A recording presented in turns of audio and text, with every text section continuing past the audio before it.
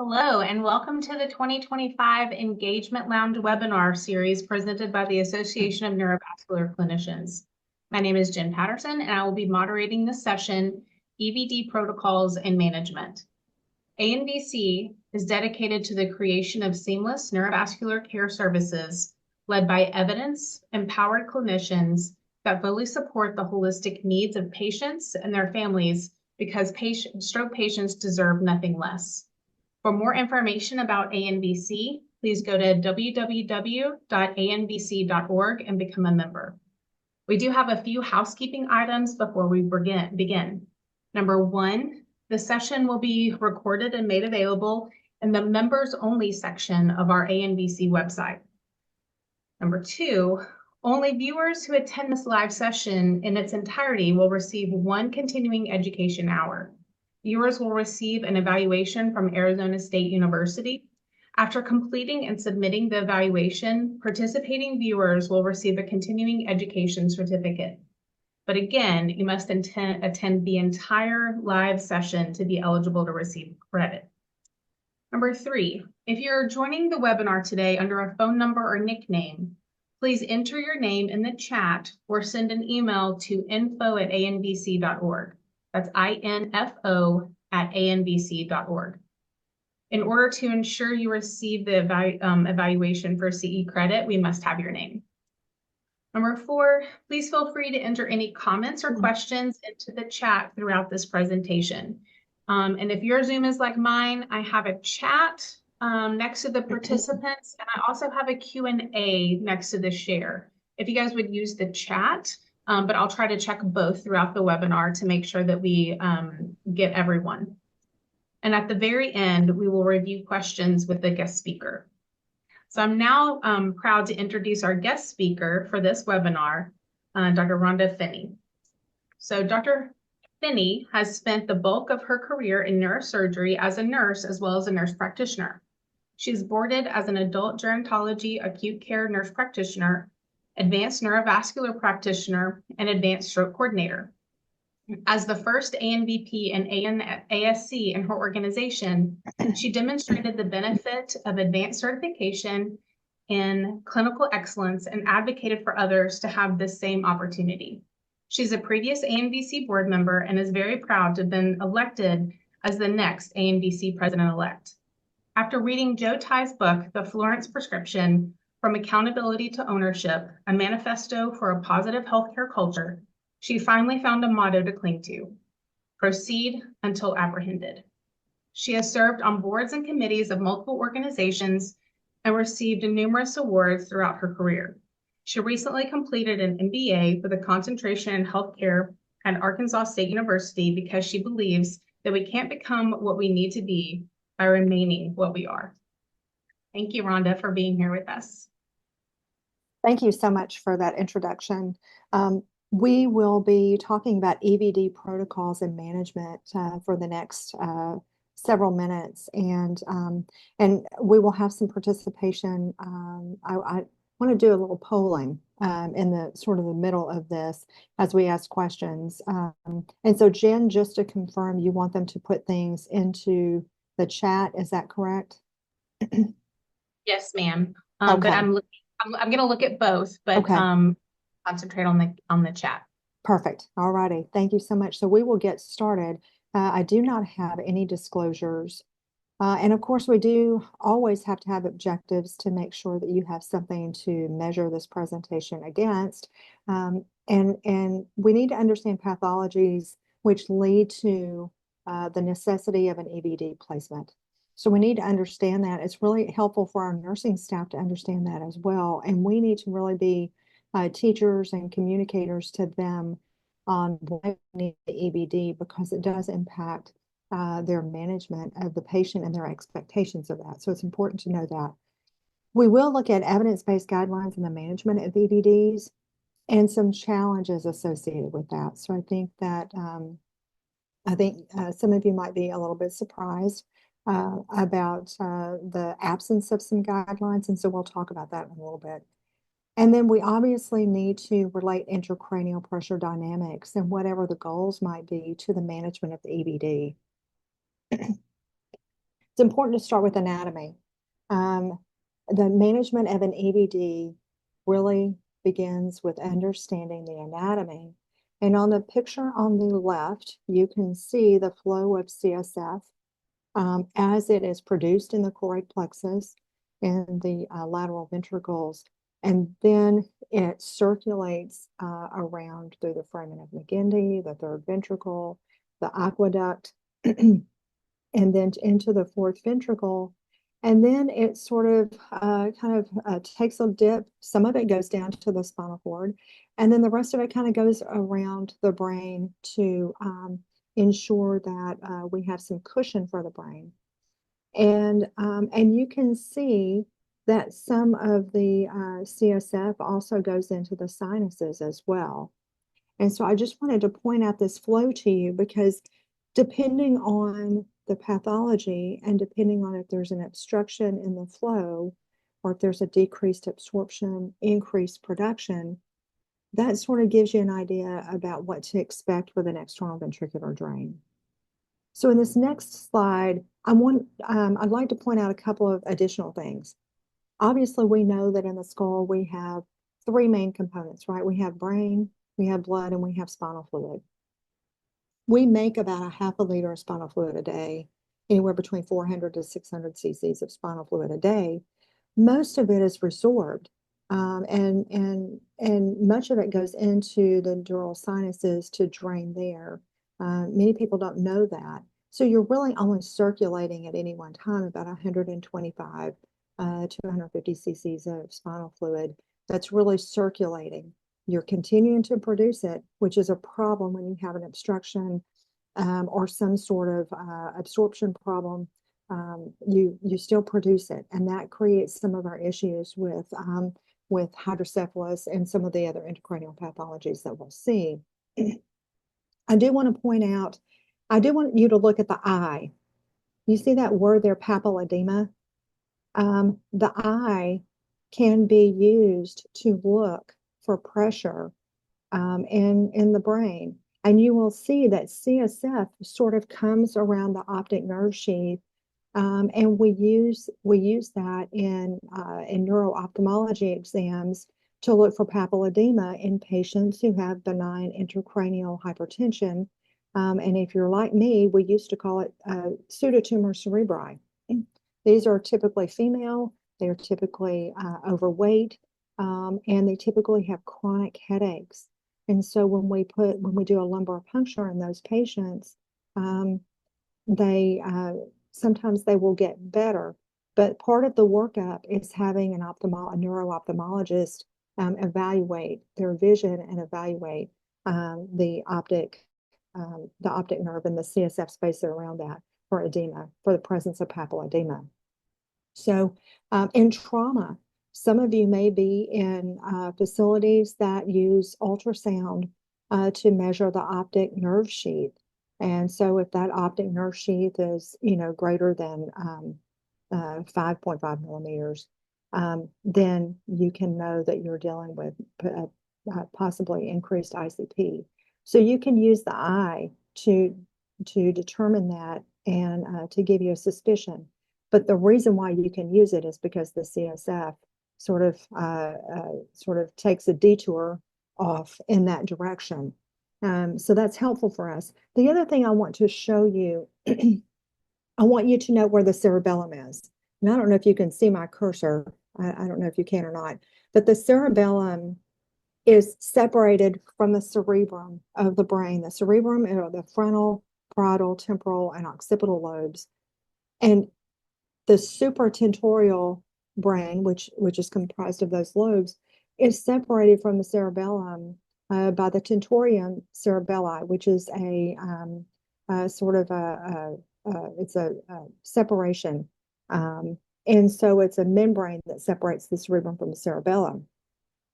What that means is that when we have problems in the cerebellum, there's nowhere for it to go, right? When we have lesions in the frontal lobe, it can expand posteriorly, it can expand inferiorly, and create some problems. But in the cerebellum, you don't have that space.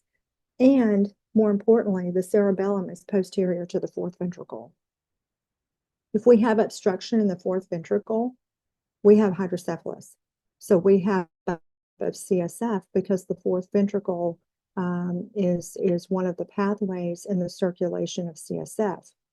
It's important for our nursing staff to know this and to know where lesions are, because you can sort of be faked out, and we'll look at some of that in just a little bit when we look at EVDs and what we expect them to be able to do for us. But I wanted to point out that anatomy because I think it's really important to understand the circulation.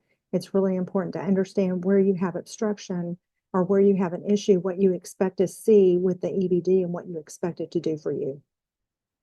Obviously, in terms of ICP, we know the Monroe-Kelly doctrine that the sum of the intracranial contents is constant, but any increase in one component has to be offset by a decrease in another component, and that only makes sense. We do not want to, obviously, we don't want to affect the brain tissue. We don't want to reduce the blood flow. So CSF is the easiest thing for us to divert in some of these patients. So why do we need it? Most of the time, the reason why we need an EVD is related to hydrocephalus or increased ICP. And you can have one without the other. That's another important concept. Not everyone with hydrocephalus has an increased ICP, and not everyone with an increased ICP has hydrocephalus. Hydrocephalus is just a backup in the CSF. It basically just means water on the brain. And many times that's how I explain that to patients because they don't understand, or families because they don't understand the words that we use. So showing them the imaging and really explaining these concepts and words they understand is important. In the stroke population, aneurysmal subarachnoid hemorrhage patients are at great risk for hydrocephalus because they have blood obscuring the flow of CSF in the subarachnoid space, and so it backs up. And so this is a very common reason to need an external ventricular drain. And ICH, an intercerebral hemorrhage, particularly with thalamic ICHs, because they will quite often be associated with interventricular hemorrhage and the circulation from blood in that space is obstructed. Anything in the cerebellum should concern you because of its impact on the fourth. We really need to really educate our nursing staff when they have reports of effacement of the fourth. Means that that fourth is not completely open. When the fourth is effaced, it means you have swelling or you have some mass effect that could potentially obstruct the flow of CSF in that patient. So it could be a brain tumor with vasogenic edema. It can be an AVM rupture. I've had that recently. Could be an infarct because, again, the cytotoxic edema initially, and it can be hemorrhage. Again, not only from the blood, but also from the edema that happens. In some cases, we need an EVD with a shunt malfunction, particularly in the presence of a CSF infection, because everything has to come out. And so an EVD, especially in a patient who is shunt dependent, is necessary in these cases. And again, an increased ICP, an EVD is the gold standard because you can measure the ICP and you can also displace CSF, which is the easiest thing to displace in a patient who has increased ICP. Like I said, peanut butter and jelly normally goes together, okay? So many times you'll see patients who have both of these conditions coexisting, but it doesn't mean you can't have a peanut butter sandwich, and it doesn't mean you can't have just a jelly sandwich. So that is important for our nursing staff to understand. You can have one without the other. And so don't be faked out by a normal ICP and a patient whose exam is a little bit different. We'll talk a little bit more about that later, but I just want you to really understand that. This is a patient, obviously, with a left MCA aneurysm, pretty good size aneurysm rupture. And you can see the posterior horns have blood in them. You can see the left lateral ventricle is completely filled with blood and all of the subarachnoid space. You can also see a little bit of shift over to the right.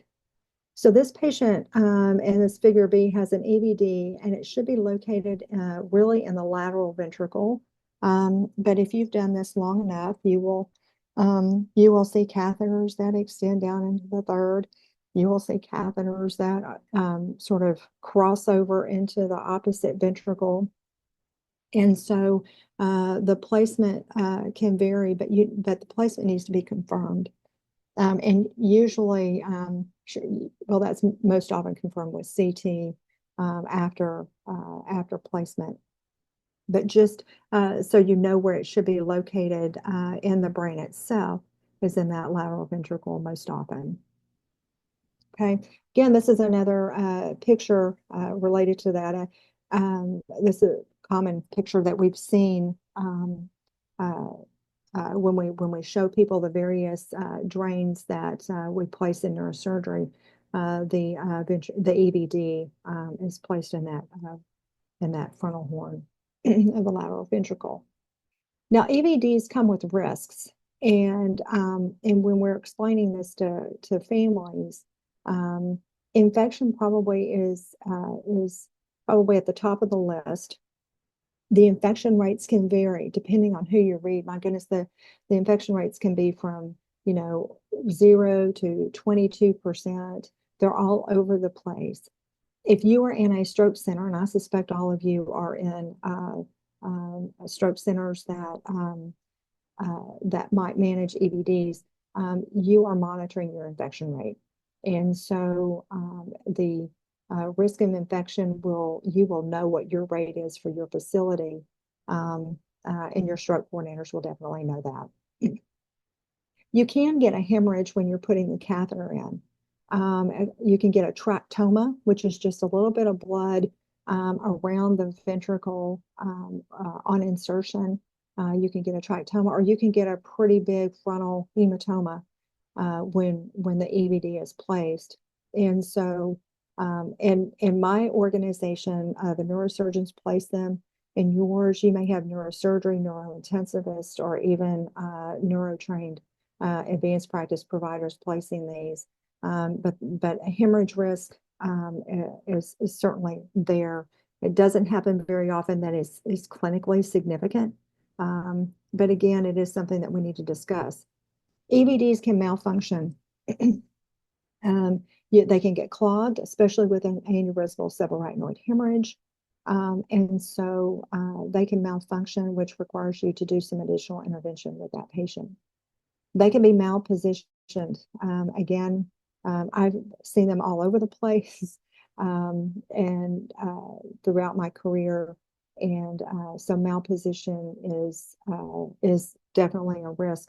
So occasionally with patients who have small ventricles, they will go to the operating room and navigate the position of the EVD so that you do not make multiple passes to get into the ventricle. And so that's pretty rare, but when you have small ventricles, that's probably the safest way to do it is in the operating room. Inadvertent medication administration. That is documented. The EVD tubing should look different than IV tubing, and it does. But again, making sure that we have the tubing marked very clearly that this is an EVD will help reduce that risk. And over drainage of an EVD. Maybe the patient has moved and we didn't realize it and they've overdrained. So because you have that access, over drainage can be a risk. I want to put EVD management in the context of ICP management.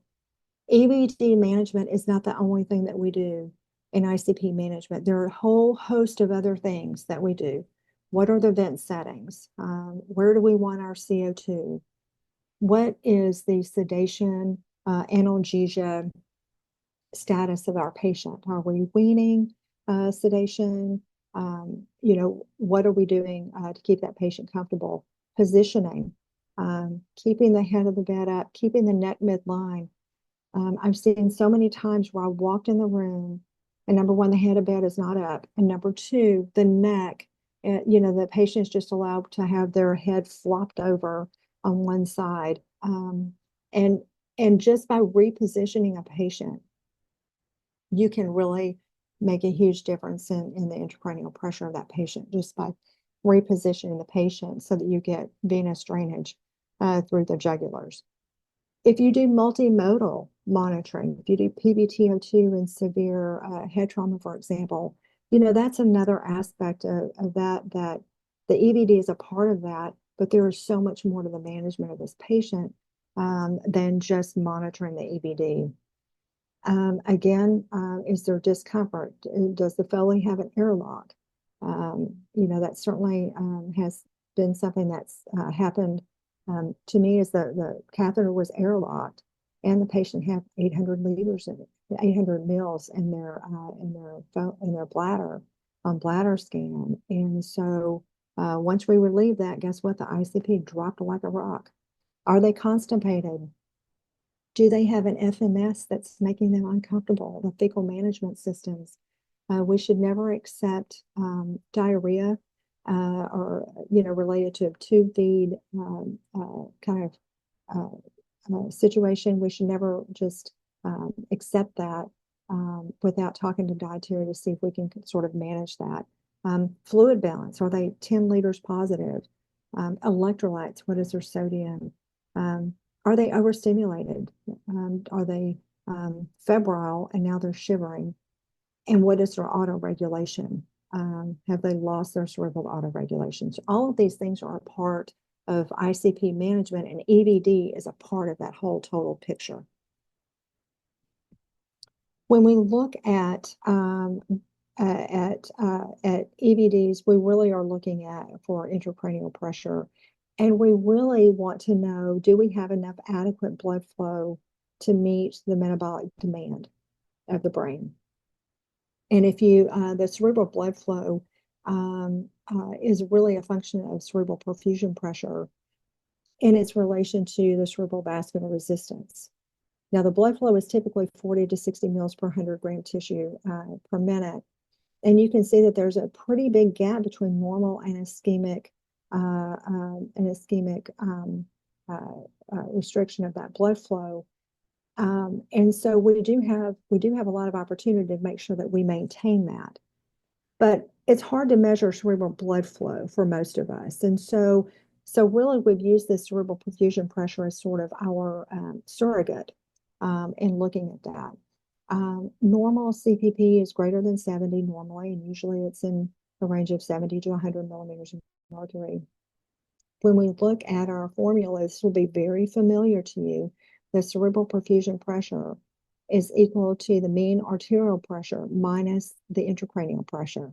Okay, so that's the formula that is programmed into all of the neuro ICU staff in terms of what that formula is. And normal ICP is less than 10 to 15 usually in adults. Okay, so as we look at perfusion pressure and blood flow as well, the brain wants a consistent blood flow. Flat, no ebb and flow in the blood flow. And so in order to maintain that, the cerebral vascular resistance is really important because the vessels will dilate or constrict based on what you need to maintain a consistent blood flow. And you can see in this particular diagram that the perfusion pressure between 50 to 150 in this diagram is very steady.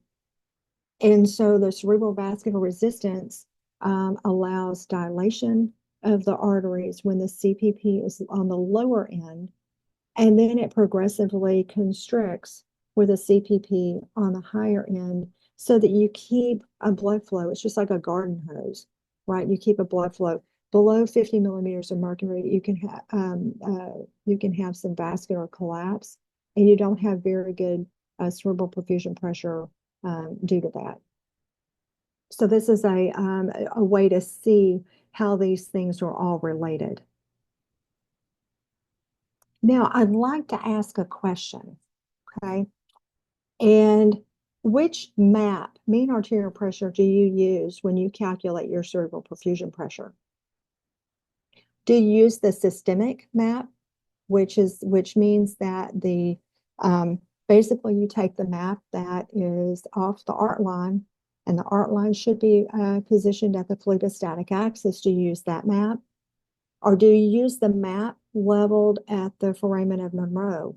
So is that that arterial line transducer, is it positioned at the external auditory meatus or the tragus for purposes of calculating cerebral perfusion pressure? Okay, so I would like, if you know the answer to that, if you know, so you can say A or B. A, if you use the systemic MAP, or B, if you use the MAP leveled at the foramen of Monroe, which is roughly at the external auditory meatus and the tragus when patients are lying supine. Okay, so you can, if you would put that in the chat. And Jen, do you mind just to interrupt me and tell me in just a few minutes where people are? Yeah, I'm happy to. Okay. So yeah, just put A or B. I'd love to see what the group's experience is and what the practice is. So I'm going to stop here for just a minute.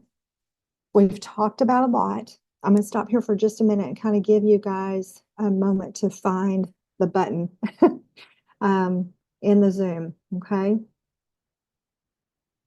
All right. So I would like to tell you that in the UK, and there was a joint statement from the Neuroanesthesia and Critical Care Society of Great Britain and Ireland, a Society of British Neurological Surgeons. And they use the MAP leveled at the foramen of Monroe, which is positioned at the external auditory meatus or the tragus. Okay. And their critical care, the British Critical Care Nursing Society, explicitly states this is for the purposes of calculating cerebral perfusion pressure. And so this is what they use. Okay. It's important that we know that because when we look at studies and when we are looking at outcomes based on a cerebral perfusion pressure or based on an ICP, we need to make sure that we're measuring things at the same reference point. And so I bring this issue up because I think that this is a question. This is not the only question I'm going to pose to you, but this is a question that I think we need a more definitive answer, at least in the U.S. Okay. So back in 2009, Jones and colleagues published a meta-analysis to identify the optimal location to transduce the mean arterial pressure in the cerebral perfusion pressure equation. Okay.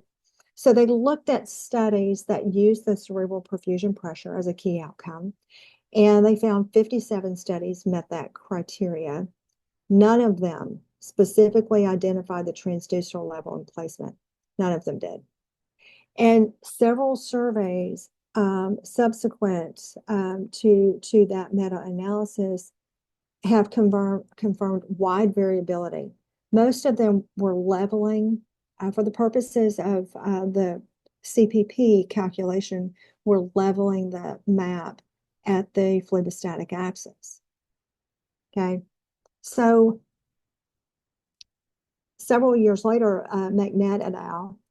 Published a national trial on the differences in CPP values by measurement location. And the primary purpose of this particular trial was to identify differences in CPP based on the anatomic reference point for the MAP, the phlebistatic axis or the tragus. Okay. The secondary sort of purpose was to identify the impact of differences on discharge. Did they find anything that was different based on these calculations? And so they were they were approved by IRB. It was a prospective non-randomized observational trial. They had 136 subjects, 324 paired observations across 7 sites, and this was in the United States. All sites were comprehensive stroke centers.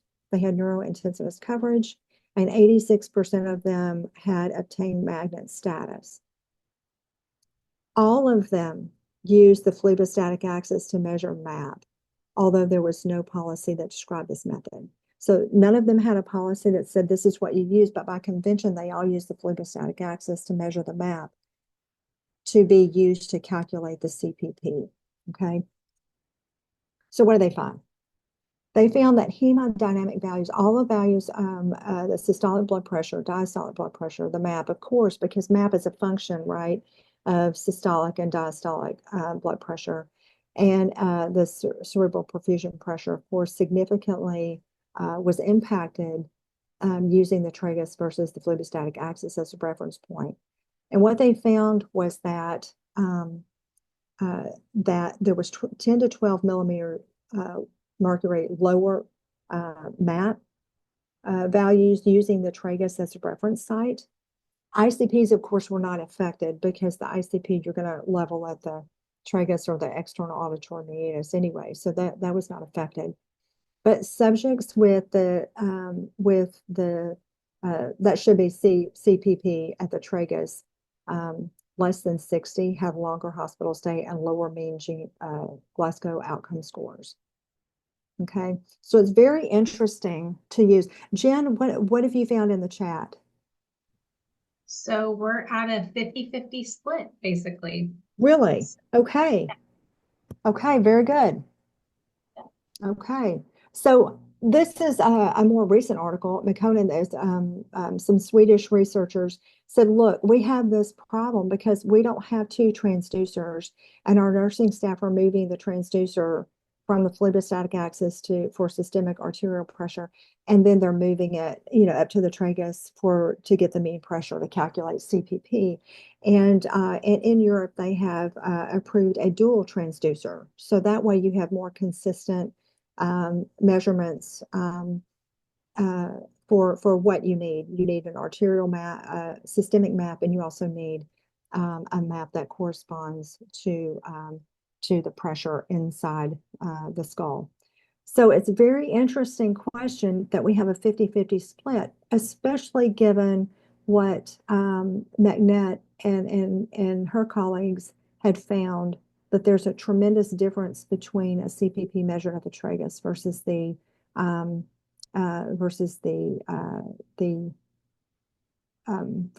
phlebostatic, if I can say it, phlebostatic axis.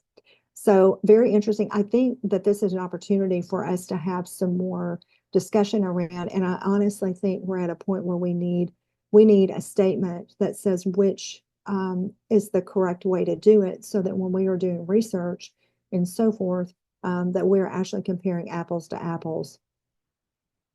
Okay. Now that I've thrown that can of worms out at you, let's talk about what is increased ICP. So studies quote greater than 20 millimeters of mercury. There are worse outcomes for patients with sustained ICP. So it's sort of that ICP dose, right, of greater than 22 millimeters of mercury. A lot of our data here is from the trauma literature, and the latest trauma quality improvement program recommendations that for brain injury that came out in 2024 suggested that the goal for ICP be less than 22 with a range of 20 to 25 millimeters of mercury. So that's quite different than the strict less than 20. The goal for CPP greater than 60 to 70 in the TKIP guidelines. But I will tell you that that's important, but trending is also important. So if you have a patient who has an ICP of 4 and now they have an ICP of 15, something's wrong. Even though they're less than 20, something is not right with that patient. And so trending is very important than just the number itself. Now, this is a very familiar picture to those of you who have either participated in these conversations or been taught this, that the zero line for the external drainage system is that placed at the external auditory meatus or the tragus, which is and is placed there. And when you're supine, that really approximates the level of the foramen of Monroe. Okay, so we've all been taught that. That's where you zero that. There's not been a whole lot of conversation about that. But what I will tell you is that supine, that's true. You see in the picture on the right where the circles are the brain center and the squares are the external auditory meatus. But you can see in B, when the patient is about 30 degrees, you can see where it's not anywhere near brain center. And in C, you can see where there's a huge difference between the center of the brain and the external auditory meatus. So you can see that in Rheinstrup, again, a Swedish group, really advocating for we really need better landmarks. And we need more consensus around where do we zero the external ICP transducer. So interesting stuff. So how many, and so I don't know how many people have even asked this question at all. But I think it's interesting. I think these are two things that we really need consensus around so that when we are looking at outcomes in patients, we're actually, again, measuring the same thing. It's clear to me that we're not. And so it calls into question many things that we think are not maybe significant, might potentially be. And the other issue that certainly rises to the top is, are we missing opportunities to treat patients that really need to be treated because of where we place things? So I think there needs to be some consensus around both of these issues. Okay. Now there are several different systems. There's a Medtronic Exacta system, which is the system that you see here, Integra AccuDrain. There's a Medtronic Duet system, and Codman also has a system. So there are multiple systems out there. This happens to be a Medtronic Exacta system, and the blue tower is non-disposable. And so what we have here is on the left picture, you have to know where you're setting when you're setting the EVD at. You have to know where that is. So when you zero at the external auditory meatus, you place the zero reference point there. The neurosurgeons will come and say, just put it at 10. The problem with that, saying that, is number one, young nurses don't know whether to put it in millimeters of mercury or centimeters of water. And it should be set in centimeters of water. And I tell the nurses, CSF looks like water, remember it that way. So if they tell you set it at 10, they mean 10 centimeters of water. And so this little little flag there is set at 15 centimeters of water, and that's where it should be set. Okay, because there are two sort of columns on this system, and there's two columns on every system, millimeters of mercury and centimeters of water. So it's important to really set things correctly. Okay, we can transduce anything. And so, or the mechanics of transducing from a tubing set is really easy. Take an art line kit, you get rid of this tubing, you get rid of that tubing, and that leaves you with a cable with a transducer. Now, all of the drainage setups come with a cap on it. So you're going to take that cap and put it on the cable end of the transducer. And then you're going to attach the rest of the transducer to your setup. Okay. And you see that is a vented cap. So the art line kits usually have an unvented cap, and so you will want to change that out. All right. So it's real easy. Once you show people how to do this, it's real simple to do that. And you can transduce anything here. EVDs and lumbar drains never, ever, ever on a pressure bag. And so never. And so, so once you show them how to do this, it becomes really easy to do. Now, follow the catheter from the patient and follow the tubing, because your stopcocks will be placed in such a position where they're either going to allow you to drain, measure pressure, and so you need to know which way your stopcocks go. Now, in this particular system, the top arrow is pointing to tubing that is coming from the patient. So CSF is coming from the top straight down, and it will go up into the chamber, and then every hour the nurses will drain that chamber and document the CSF. There's no pressure monitoring there because the stopcock is turned off. In this picture to your right, again, the tubing coming from above is coming from the patient. So CSF is coming from the patient, but it can't drain. So there's no drainage there. And the pressure from the patient is going into that transducer, and that transducer will give you a number and a waveform. And we'll talk about waveforms in just a moment. But that's really important for the nursing staff to understand, is that if you do not have a waveform, you do not have a pressure. And so it is different with every system.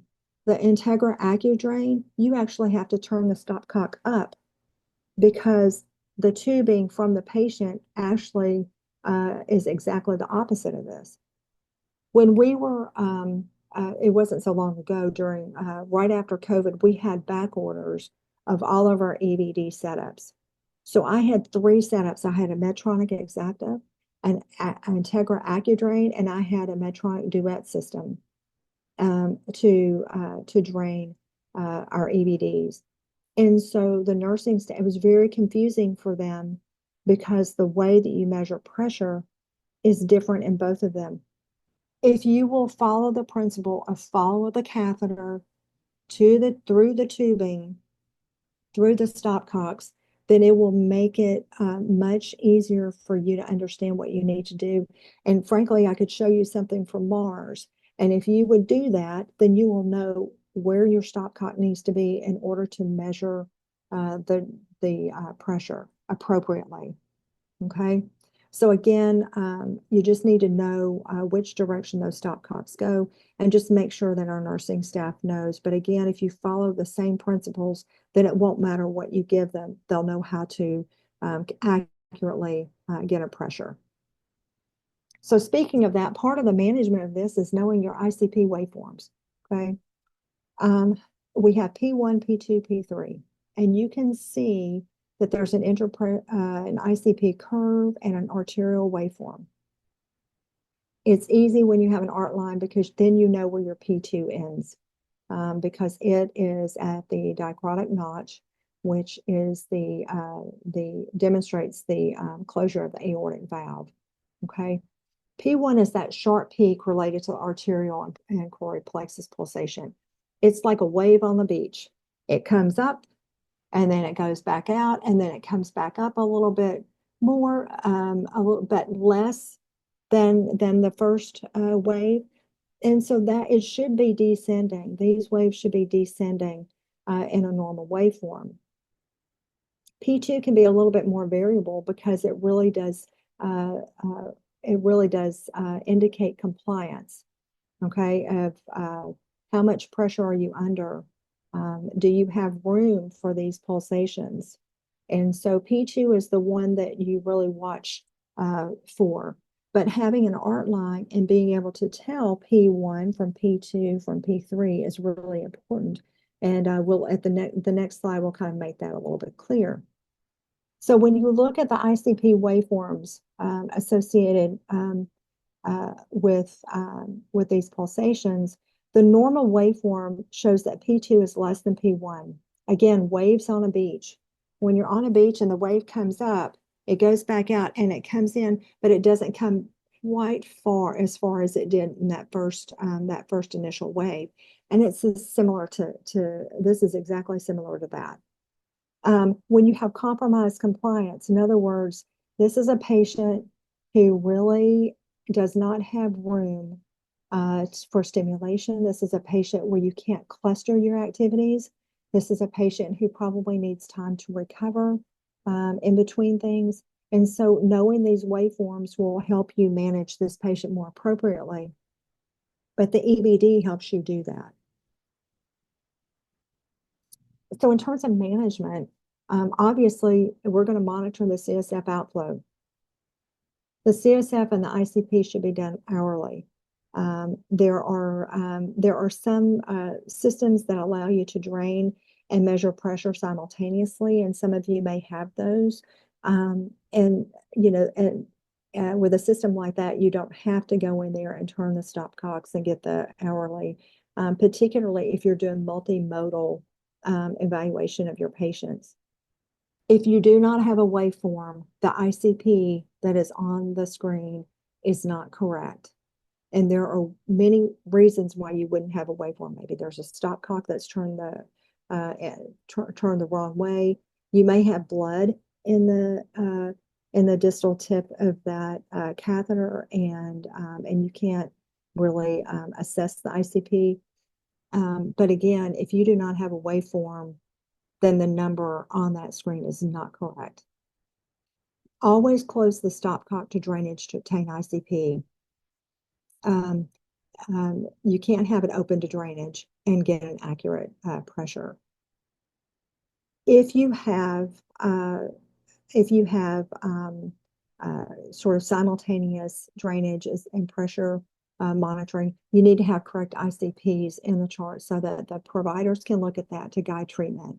So the nursing staff, sometimes I will say, was this really 30? And they were going, oh, no, that wasn't 30. That was, something happened or whatever. They need to get that out of the chart because that's really alarming. So the ICPs really need to be right when they're documented.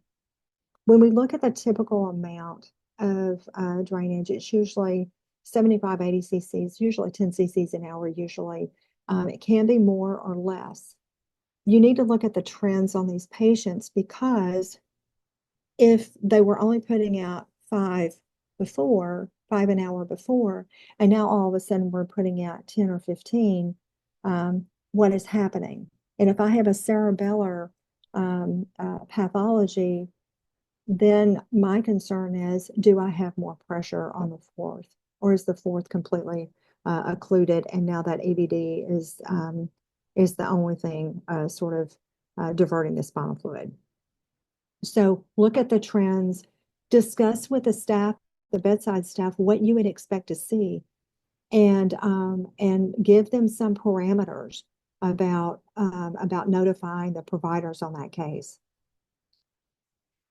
We need to be very cautious with the cerebellar pathologies, particularly with our drainage. We set those very carefully because what we don't want to do is cause upward herniation. And so if the patient's overdrained, it can definitely cause upward herniation, and patients do not do well with that. We need to be cautious with aneurysmal subarachnoid patients, particularly prior to coiling. Many times we will put an EVD in before they go to intervention for coiling. And so we will set those sort of high. We'll set them at 15 centimeters of water, depending on what their ICP is, but we do not want them to re-rupture because of a pressure shift. So over draining them prior to coiling is a concern, so we're very cautious about that. And then be very cautious with transport with your EVD. You want to clamp the EVD in 2 places. If you don't have an ICP issue, you don't want backwash into your back into the brain. If you need to monitor the patient, you can certainly do that. We have ways to do that. But you want to avoid inadvertent removal. Nobody wants to call the neurosurgeon or the neuro APP and tell them, hey, listen, we're sorry, but we put the bed rail down and grabbed the EVD and it came out. So you want to avoid that, but just be cautious when we're transporting with EVDs. There are some patients that, quite frankly, are very fragile. And I do not let them go to CT unless I trial them in the room first. Okay, so be very careful about that.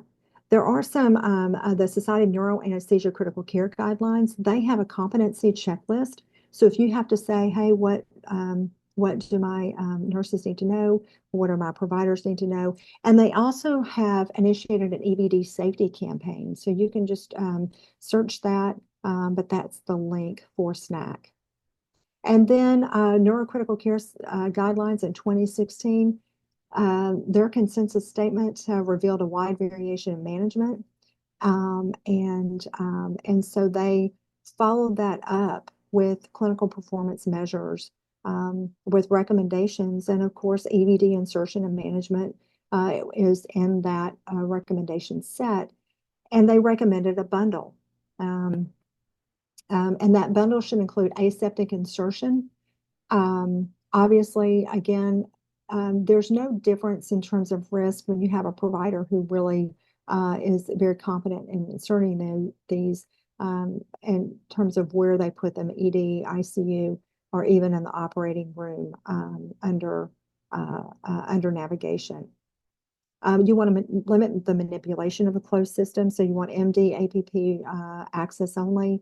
And when we have clogged catheters, obviously we have to administer alteplase into those. Some of you may be doing routine alteplase administrations. We do not in ours unless we need to. So we try to stay out of that. As long as it's draining, we try to leave it alone. We need to standardize dressing changes. There's no standard dressing change recommendation, but we need to standardize it and look and see, are we having issues in our institution? We need to standardize the weaning process for how do we determine how long they stay in. Antibiotic impregnated catheters have reduced the risk for infections in these patients, so we need to consider those. And we do not do routine catheter changes. Those aren't recommended. Additionally, there's some additional recommendations supported by the Infectious Disease Society of America. When we look at antibiotic administration, 1 dose pre is good enough, but prolonged antibiotic administration for the duration is not recommended. They did agree with the use of antibacterial impregnated catheters and no routine catheter exchanges. They did recommend protocol development, and I am going to also kind of promote the idea that we need order sets related to these EVD bundles. Okay, so here's a quick case study. This is a 45-year-old right-handed female, sudden onset headache, a right facial droop, drift, and meningismus. She had a left MCA saccular aneurysm, which was coiled. An EVD was placed prior to, and you can see the ventricles are a little bit generous for a 45-year-old in this particular patient with a little dilation in the third ventricle there. She did fairly well, but on hospital day 10 declined and was intubated. This is her repeat EVD, repeat head CT rather, and you can see a lot of shift. You can see there's a hyperdense sort of point in the posterior right frontal horn, and that's where the tip of the EVD is. So you can see this patient has no hydrocephalus. Her ICP was 14 at the time of the repeat head CT and stayed in low teens. She continued to decline and she died 4 days later, which leads me to, again, don't be faked out by a normal ICP with a normal waveform if the patient's unresponsive, more lethargic, or has a change in exam. Do not be fooled out by that. The EVD is a tool, okay? It is a tool that helps us manage ICP, but it does not take the place of serial exams in our assessment in our patients. And so this is really the tip of the iceberg. All these topics are. If you're not sure or don't know, keep asking until the answers make sense to you. Again, don't assume because you have the EVD out that the patient will not develop hydrocephalus. I've seen that many times, particularly in cerebellar pathologies. And don't forget about the IR staff. They also have to manage these EVDs in their interventional suite during intervention. So don't forget about educating the IR staff about EVD management in their suite. Okay, thank you so much. Here are some of my references, and I appreciate you guys. Thank you. Excellent talk, Rhonda, and very thought-provoking questions, especially as we're looking at how different practices, different places are managing these patients, especially as it relates to positioning of patients. I know that that's a hot topic now. So we have about 5 minutes left, and currently so Haven asked if there's a way to view this at a later date.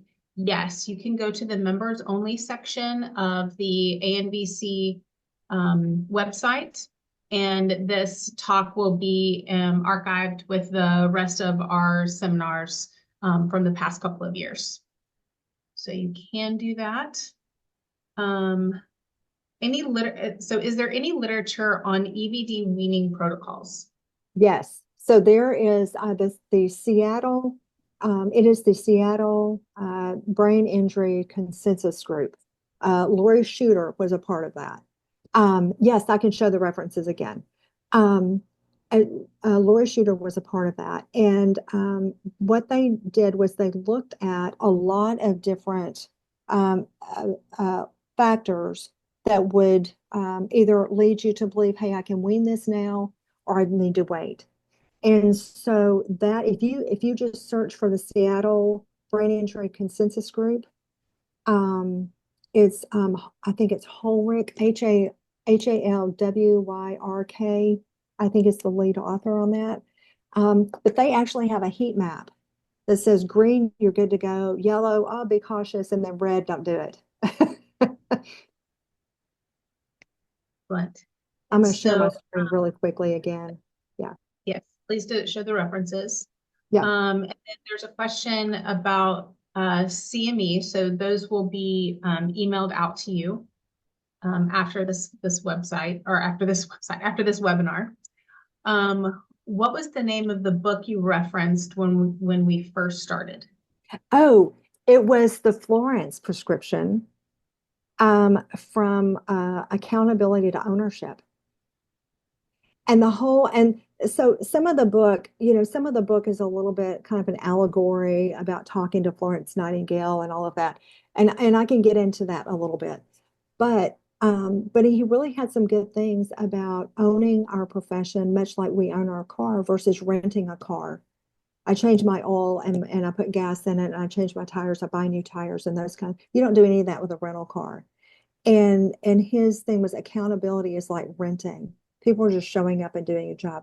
Owning it is taking care of it. So it's that difference that he really talks about in his book. Interesting. Yeah.